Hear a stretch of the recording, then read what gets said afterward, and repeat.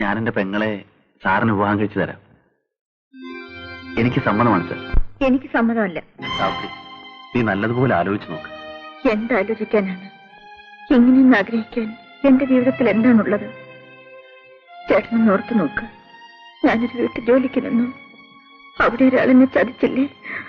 ഞാൻ അയാളുടെ കുഞ്ഞിന്റെ അമ്മയായി. ഇതൊക്കെ അറിയാവുന്ന ചേട്ടനാണോ എന്നോട് ഇങ്ങനെ പറയുന്നത്? അറിയാവുന്നതുകൊണ്ടാണ് ഇങ്ങനെ വേണമെന്ന് പറയുന്നത്. സാവിത്രി, നീ നിന്റെ കഴിഞ്ഞ കാലം മറക്കണം. നമ്മൾ ആരും ഓർക്കാൻ പാടില്ല. നീ ഒരു പുതിയ ജീവിതം തുടങ്ങണം. എന്റെ ആഗ്രഹമാണ് മോളെ. ഞാൻ ജീവിക്കാൻ വേണ്ടിയാണ് ചേട്ടൻ ഇതൊക്കെ പറയുന്നത്?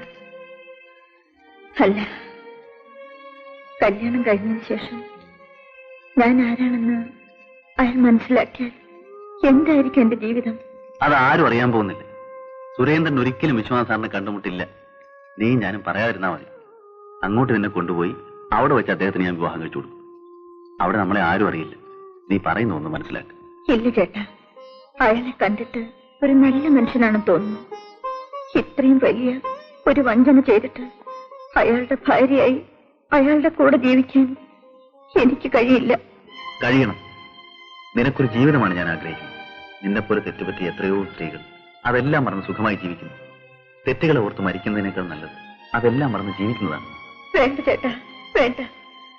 ചേട്ടൻ എന്ത് പറഞ്ഞാലും ശരി, എനിക്കിങ്ങനെ ഒരു ജീവിതം വേണ്ട. സാവിത്രി, നിന്റെ നന്മയ്ക്ക് വേണ്ടിയാണ് ഞാനിതെല്ലാം പറയുന്നത്. എന്തൊക്കെയായാലും എവിടെയെങ്കിലും നീ സുഖമായിട്ട് ജീവിച്ചാൽ മതി. അത് മാത്രമാണ് എന്റെ ആഗ്രഹം. ഇപ്പൊ നീ എന്ത് പറയുന്നു? ഇല്ല ചേട്ടാ, ഇല്ല, എനിക്കത് കഴിയില്ല. പോടി, പോ. നിനക്ക് തോന്നിയ പോലെ ജീവിച്ചോ. ഞാൻ എവിടെയെങ്കിലും പോവാം. നിനക്കിങ്ങനെ ഒറ്റയ്ക്ക് ജീവിച്ചാൽ മതിയല്ലോ. പിന്നെ ഞാനെന്തിനാ? ഒരു നല്ല സ്ഥലത്ത് ഒരു നല്ല ആലോചന വന്നപ്പോ നിനക്കത് വയ്യ, നിനക്കത് വേണ്ട. എടീ, ഇത്രയും കാലം ഞാൻ നിനക്ക് വേണ്ടിയാ ജീവിച്ചു, അറിയാവോ? നീ ഇതിന് സമ്മതിച്ചില്ലെങ്കിൽ പിന്നെ ഞാനില്ല. ഓടി, പോ. നിനക്ക് തോന്നിയ പോലെ ജീവിച്ചു, പോ. ചേട്ടാ, ഞാൻ കാരണം ചേട്ടൻ വിഷമിക്കരുത്, വേദനിക്കരുത്. ചേട്ടന്റെ സുഖത്തിനും സന്തോഷത്തിനും വേണ്ടി എന്നെ കുറിച്ച് എന്ത് തീരുമാനം വേണമെങ്കിലും ചേട്ടൻ എടുക്കാം. ഞാനിതനുസരിക്കാം.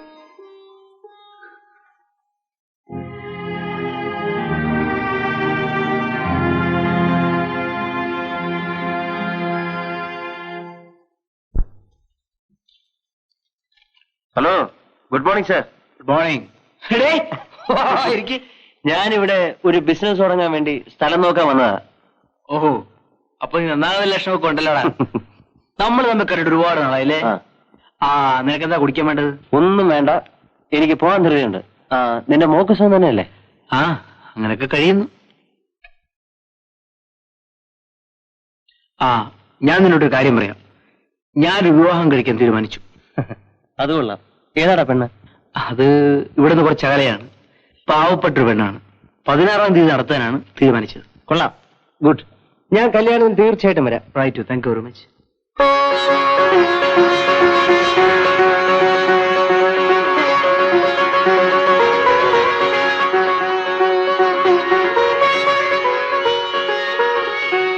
ഇതാണ് സാവിത്രി, നമ്മുടെ ആദ്യ രാത്രിയുടെ പ്രത്യേകത.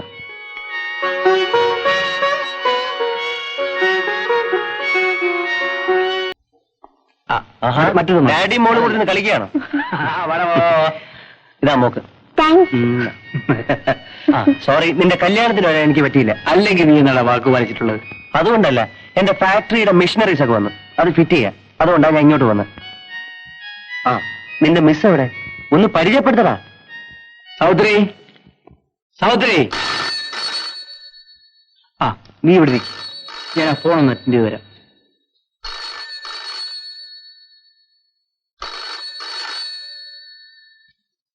മമ്മി മമ്മി, ദേ ഒരു അങ്കിൾ വന്നിരിക്കുന്നു. ഡാഡിയുടെ ഫ്രണ്ടാ.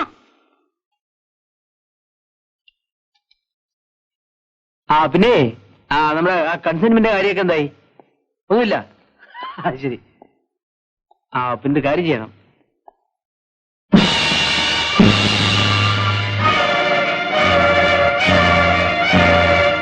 കുഴപ്പമൊന്നുമില്ലല്ലേ? ആ ശരി. സാവിത്രി ഒന്നില്ലേ? നീ ഇരിക്കും.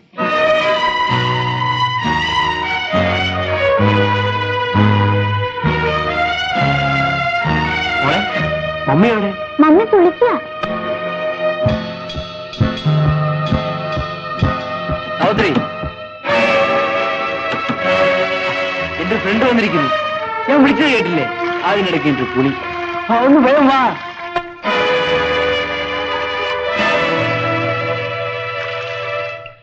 എടാ, അവൾ കുളിക്കുകയാണ്. നീ ഇരിക്കും. It's all right. എനിക്ക് അല്പം ധൃതിയുണ്ട്, ഞാൻ പിന്നെ വരാം. റൈറ്റ്.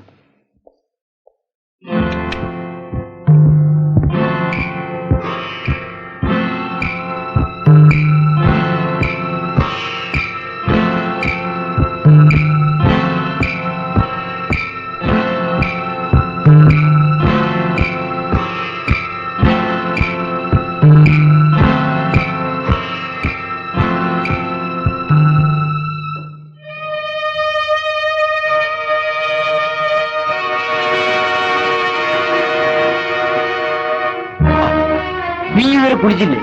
കുളിക്കുന്നെന്ന് പറഞ്ഞിട്ട് അവൻ പോയി. കുളിച്ചിട്ട് വന്നാൽ മതിയായിരുന്നല്ലോ. ഞങ്ങൾ പഴയ പരിചയക്കാരാണ്. അവൻ ഇവിടെ ഒരു ഫാക്ടറി വന്നിട്ടുണ്ട്. ആ, നമുക്കൊരുമിച്ച് ഒരു ദിവസം എന്റെ വീട്ടിൽ പോകണം. അവന്റെ അമ്മ നല്ല സ്ത്രീയാണ്. ആ, നീ ചെല്ല്, കുളിക്കാൻ നോക്ക്.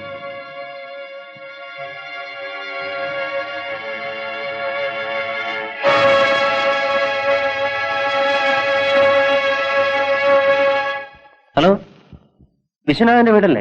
അതെ, അദ്ദേഹം ഇവിടെ ഇല്ല. നിങ്ങളാരാ? എനിക്ക് അദ്ദേഹത്തിനെ അല്ല വേണ്ടത്, നിന്നെയാ. നിങ്ങളാരാ?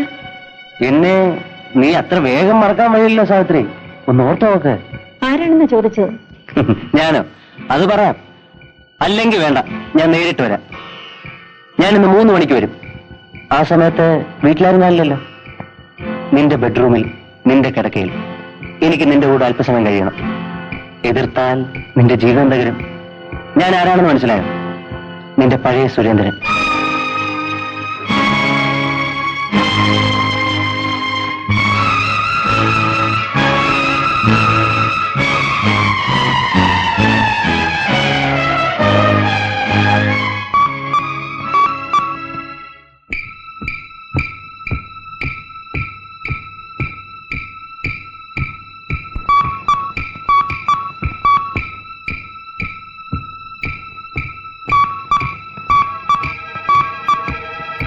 ഞാനിന്ന് 3 മണിക്ക് വരും.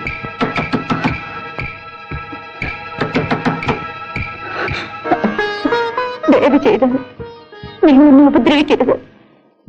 എന്റെ ജീവിതത്തിൽ എനിക്കൊരു തെറ്റുപറ്റി. അത് എനിക്ക് നിങ്ങൾക്ക് മാത്രം അറിയാവുന്ന ഒരു രഹസ്യമാണ്. എന്റെ ഭർത്താവ് നല്ലവനാണ്. ഞാൻ അദ്ദേഹത്തെ സ്നേഹിക്കുന്നു, ദൈവത്തെ പോലെ ആരാധിക്കുന്നു. ഈ രഹസ്യം അദ്ദേഹം അറിഞ്ഞാൽ ആ നല്ല മനുഷ്യന്റെ ജീവിതം കൂടി തകരും. സുരേന്ദ്രൻ, ദയവ് ചെയ്ത് നിങ്ങൾ ഇവിടുന്ന് പോകൂ. വേണേൻ ഇവിടെ വരരുത്. എന്റെ ഭർത്താവിനെ കാണരുത്.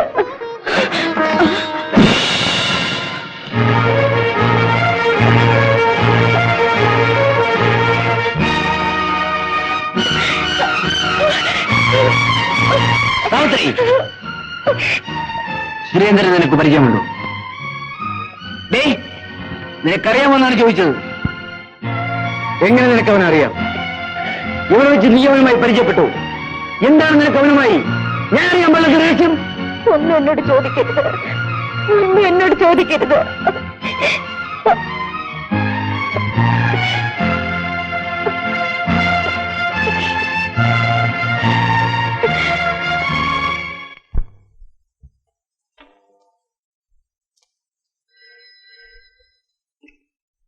ഹലോ, വിശ്വനാഥന്റെ ഓഫീസല്ലേ?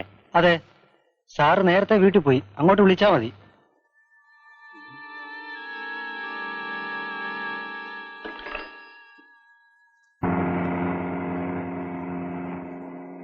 എനിക്കതറിയണം. നീയും എന്റെ ഭാര്യയുമായി എന്താണ് ബന്ധം? നീ ഉദ്ദേശിക്കുന്ന പോലെ ഞാനും നിന്റെ ഭാര്യയുമായിട്ട് യാതൊരു ബന്ധവുമില്ല. നിങ്ങൾ രണ്ടുപേരും എന്തോ രഹസ്യം വിളിക്കുന്നു. അതാണ് എനിക്കറിയേണ്ടത്. വിശ്വനാഥ, നീ അറിയേണ്ട കാര്യമില്ല. അറിയാതിരിക്കുകയാണ് നല്ലത്.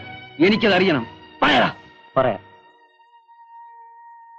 സാവിത്രി പാവം, വിവാഹത്തിന് മുമ്പ് അവക്കൊരു തെറ്റുപറ്റി. അതിന് ഇപ്പൊ നീ അവളെ ശിക്ഷിക്കരുത്. എത്രയോ പെൺകുട്ടികൾക്ക് ഇങ്ങനെ തെറ്റുപറ്റുന്നു.